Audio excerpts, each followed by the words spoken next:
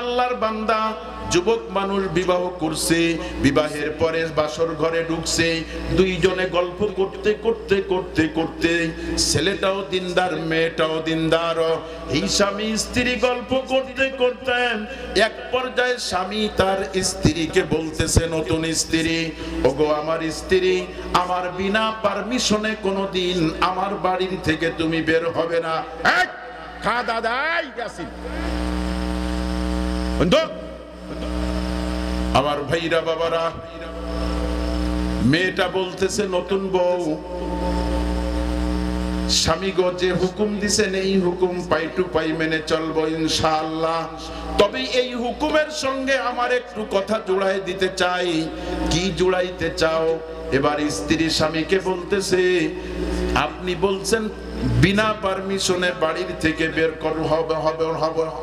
হইতে পারবো না, ঠিকই আছে, ওই সঙ্গে আমি একটু জোড়াই দেই, আপনি যদি বাড়িতে না থাকেন, বাড়িতে যদি না থাকেন, আমার বাবার বাড়ির থেকে যদি কোনো বিপদ আপদ বালা মুসিবতের কোনো সংবাদ আসে, আপনি না আসা পর্যন্ত আমি বাবার বাড়িতে যাব না। আমার ভাইরা বাবারা, বছর খানেক পরে আল্লাহর বান্দা উনি রওনা করছে কয়েকদিনের সফরে, স্বামী বাড়ি নাই। এইবার ওই যে মেয়ের সঙ্গে তার বিবাহ হয়েছে, বাসর রাত্রে চুক্তি হয়ে গেছে, কথা হয়ে গেছে, বিনা পারমিশনে বাড়ির থেকে বের হবে না। বাবার বাড়ি কেউ বিপদ আপদে পড়লে, স্বামী বাড়ি না থাকলে পারমিশন ছাড়া যাওয়া যাবে না। এ ভাইরা বাবারা, মা বোনেরা, এই আল্লাহ পাকের বান্দির বাড়ির বাবার বাড়ির থেকে হঠাৎ সংবাদ আসছে, তোমার বাবাই চরম অসুস্থ, তুমি এসে তোমার বাবাকে একটু দেখে যাও। লক্ষ্য করে দেখবেন, যাদের মেয়ে আছে তারা বুঝবেন, মেয়েরা কিন্তু ছেলেদের থেকে বাবাকে একটু বেশি ভালোবাসে। বাসে কি বাসে না? এ মায়ের বাপেরা কোন বাসে? ছেলে থাকে পিরিজপুর, মেয়ে থাকে পাবনায়। পিরিজপুর দূর না পাবনা দূর? পাবনা দূর। মেয়ের কানে খবর গেছে তোমার বাবাই অসুস্থ, ছেলের কানেও খবর গেছে তোমার বাবাই অসুস্থ। পাবনার থেকে এত দূরের রাস্তায় দেখবেন ছেলের আগে মেয়ে বাবার কাছে হাজির হইয়া যায়। আমার ভাইরা বাবারা, এই আল্লাহ পাকের বান্দির খবর আসছে তোমার বাবাই অসুস্থ, যাবার তো কায়দা নাই, স্বামীর বিনা পারমিশনে কিভাবে যাব? এ মা বোনেরা, কান খাড়া করে শুনবা, আল্লাহু আকবার। এই আল্লাহ পাকের বান্দি পরের দিন আবার সকাল বেলায় ঘুমের থেকে উঠলো, ওঠার পরে দিয়ে আবার তার কাছে খবর আসলো, গতকালকের থেকে তোমার বাবাই আজকে আরো বেশি অসুস্থ, বারবার তোমাকে দেখতে চাই, তুমি একটু জীবনের শেষ দেখা দেখো। মেয়েটা মনে করতেছে, আমার বাবাই তো চলে যাবে, কি থাকবে এটা আমার হাতে না, তবে আমার সঙ্গে আমার স্বামীর সঙ্গে চুক্তি, স্বামীর বিনা পারমিশনে আমি ঘর থেকে বাড়ি থেকে বের হব না। আমার ভাইরা বাবারা, মা বোনেরা, আল্লাহু আকবার। তৃতীয় দিন আসছে রে আল্লাহ, এই তৃতীয় দিনে সংবাদ আসতেছে, মেয়েটা তোমাকে পরশুদিন বললাম বাবা অসুস্থ, তুমি যাও নাই, গতকালকে আরো বেশি অসুস্থ, তুমি দেখতে যাও নাই, আজকে তোমার বাবাই চিরতরে দুনিয়ার থেকে বিদায় নিয়ে চলিয়া গেছে, যাও তোমার বাবার লাশটারে একটু দেখে আসো। আমার ভাইরা বাবারা, পর্দার ভেতরের মা বোনেরা, আহারে আল্লাহ পাকের বান্দি আব্বু কইয়া একটা চিৎকার মেরে ঘরের ভিতরে বেহুশ হইয়া পড়ছে। পাশের বাড়ির মহিলারা এসে ধরে মাথায় পানি দিয়া হুঁশটারি করাইয়া আহারে ডাক দিয়া কয়, আপা কেন আব্বু কইয়া ডাকলা, কেন তুমি বেহুশ হইলা, বুঝলাম না। এইবার এই মহিলা বলতেছে, আমার স্বামীর সাথে চুক্তি এবং কথা, আমার স্বামীর বিনা পারমিশনে আমি বাড়ির থেকে বের হতে পারবো না। ওই সঙ্গে আমি আমার স্বামীকে বলছিলাম, আমার বাবার বাড়িতে শত বিপদ আপদ হইলে তুমি যদি বাড়ি না থাকো, তোমার বিনা পারমিশনে আমি বাবার বাড়িতেও যাব না। এ আমার ভাইরা বাবারা, মা বোনেরা, আল্লাহু আকবার। মেয়ে মহিলারা ডাক দিয়ে কয়, আপা চিন্তিত হওয়ার কারণ নাই, এই সময় স্বামীর কোনো প্রয়োজন নাই, আমরা তোমাকে নিয়ে যাব তোমার বাবার বাড়িতে, তোমার বাবাকে জীবনের শেষ দেখানটা দেখাইয়া তোমাকে আবার এনে রাখবো, চলো। আমার ভাইরা বাবার আল্লাহু আকবার, আল্লাহু আকবার। ওই মহিলা ডাক দিয়ে কয়, আপা আমার স্বামীর বিনা পারমিশনে যাব না। আল্লাহু আকবার। এই আল্লাহর বান্দি কান্নাকাটি করে, করতে করতে জোহরের আজান মসজিদের মাইক থেকে এসে গেছে।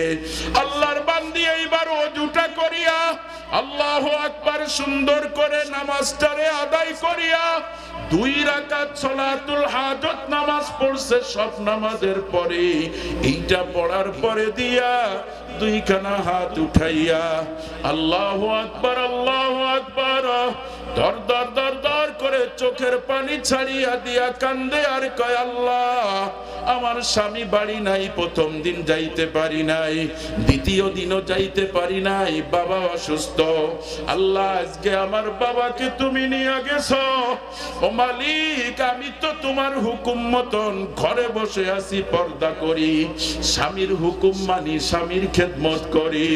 আল্লাহর কাছে 2 খানা হাত উঠাইয়া কান্দে আর কয়, আল্লাহ আমার বাবাকে তুমি আমি গেলেও নিয়ে যাইতা, না গেলেও তো তুমি রাখতা না, রাখো নাই। ও মালিক আমার বাবার জন্য আমি দোয়া করি। আল্লাহু আকবার, আল্লাহ আল্লাহ আমার বাবার যত গুনাহ আছে সব মাফ করে দাও। আল্লাহু আকবার, আল্লাহু আকবার। আর আমার বাবার যত নেক আমল আছে সব কবুল করিয়া নাও মালিক। আর আমার বাবাকে নেক আমলের ওসিলায় আল্লাহ তুমি বেহেশতের একটা উচ্চ আসনে আমার বাবাকে বসাবা, বেহেশতের দামি দামি খাবারগুলো বাবাকে দিবা, আল্লাহ বেহেশতের দামি পোশাকগুলো বাবাকে পরাইবা। এই বলে কান্দে আর কান্দে, কান্দে আর কান্দে। আরে খাওয়া নাই, গোসল নাই, ঘুম নাই। 2-3 দিন পরে স্বামী বাড়ি আসছে, আসিয়া দেখে আল্লাহর বান্দির চোখ গর্তের ভিতরে চলে গেছে, চেহারাটা ফাঁকাইছে, শূন্য রক্ত শূন্যতার মতন দেখায়। স্বামী বাড়িতে এসে সালাম দিয়ে জিজ্ঞাসা করতেছে, তুমি কি খাও না, তুমি কি ঘুমাও না, তুমি কি গোসল করো না, না যে বাজার দিছি এইটাই হয় নাই। স্বামীকে ডাক দিয়া বলে, স্বামী গো আপনি সফর করে কষ্ট করে আসছেন, গোসল করেন, খাওয়া দাওয়া করেন, কি হইছে না হইছে সব আমি আপনাকে বুঝায় বলবো। স্বামী গোসল করছে, খাওয়া দাওয়া করছে, গোসলের পরে খাওয়া দাওয়া করে বিছানায় গড়াগড়ি করতেছে। এইবার স্বামী জিগায়, বলো স্ত্রী বিষয়টা কি? কয়, স্বামী গো তুমি চলে গেলা, 2 দিন পরে বাবা অসুস্থ, সংবাদ আসছে তুমি বাসায় নাই, আমি আমার বাবাকে দেখতে যাইতে পারি নাই। দ্বিতীয় দিন আসছে বাবা বেশি অসুস্থ, দেখতে যাইতে পারি নাই, তুমি বাড়িতে নাই। তৃতীয় দিন আমার বাবাই দুনিয়ার থেকে চলে গেল, সংবাদ আসলো, রে আল্লাহ আমি আমার মরা বাবার লাশটাও দেখতে যাইতে পারি নাই। ও স্বামী তুমি বাড়ি নাই, আমি কার পারমিশন নিয়া বাবার লাশ দেখতে যাব? স্বামী কয়, ইন্না লিল্লাহ। এই সময় তো স্বামীর কোনো প্রয়োজন হয় না, এক্ষুনি চলো তোমার বাবার বাড়ি যাব, কবর জিয়ারত করব। স্ত্রী ডাক দিয়া কয়, স্বামী গো অনেক দিন সফর করে আসছো, আজকে রাত্রটা আমরা বাড়িতে থাকি, আগামী কালকে আমরা যাব। আল্লাহু আকবার, আল্লাহু আকবার। স্ত্রীর কথা শুনে স্বামী রাত্রে ঘুমায় গেল, স্ত্রী স্বামী একই বিছানায় ঘুমায় গেছে। এই ঘুমের ভিতরে স্বপ্ন দেখতেছে মেয়েটা, আল্লাহু আকবার, ওর বাবাই জান্নাতের একটা উচ্চ আসনে বসা। আহারে ওর বাবার সামনে দামি একটা প্লেট, যেই প্লেট দুনিয়ায় কোথাও পাওয়া যায় না, ওই প্লেটের পরে জান্নাতের দামি দামি খাবার।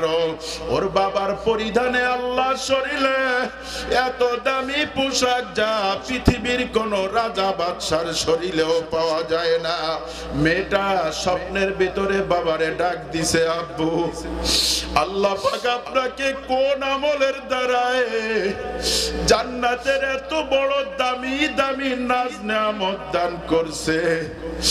বাবাই ডাক দিয়া কয়, মা গো, তোমার মতন একটা মেয়েকে পর্দায় পুশিদায় রাখিয়া একটা দিনদার ছেলের হাতে তুলিয়া দিয়াছিলাম।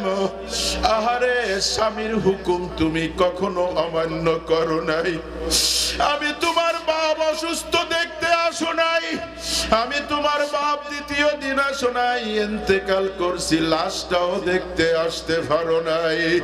মাগো, তুমি না আসিয়া ওই যে যায় নামাজের পরে বসিয়া 2 রাকাত নামাজ পড়িয়া 2খানা হাত আরে আল্লাহর দরবারে উঠাইয়া চোখের পানি ছাড়িয়া কানছিলার, বলছিলা, আল্লাহ আমার বাবার গুনাহ মাফ করে দাও, আল্লাহ আমার বাবার নেক আমলগুলো কবুল করে নাও, আল্লাহ আমার বাবাকে জান্নাতের উচ্চ মাকাম দিও, আমার বাবাকে জান্নাতের দামি খাবারগুলো খাওয়ায়ো, আমার বাবাকে জান্নাতের দামি পোশাকগুলো পরাই দিও। ও মা, তুমি যে দোয়া করছিলা ওই দোয়া আল্লাহ পাক কবুল করিয়া জান্নাত দান করছে। আহারে, জামাইও স্বপ্ন যোগের দেখতেছে, আল্লাহ আল্লাহ, জামাইও স্বপ্ন দেখতেছে শ্বশুর জান্নাতের ভিতর দিয়া ঘুরতেছে। একই জবাব জামাইকেও দিছে। আল্লাহু আকবার। আমার ভাইরা, বাবারা, ও পর্দার আড়ালের মা বোনেরা, এইভাবে স্বামীর হুকুম যেটা জায়েজ পন্থায় শরীয়ত অনুযায়ী স্বামীর হুকুম ঠিক মতন মানবা, ঠিক মতন নামাজ 5 ওয়াক্ত পড়বা, ঠিক মতন রোজা বছরে 1 মাস রাখবা।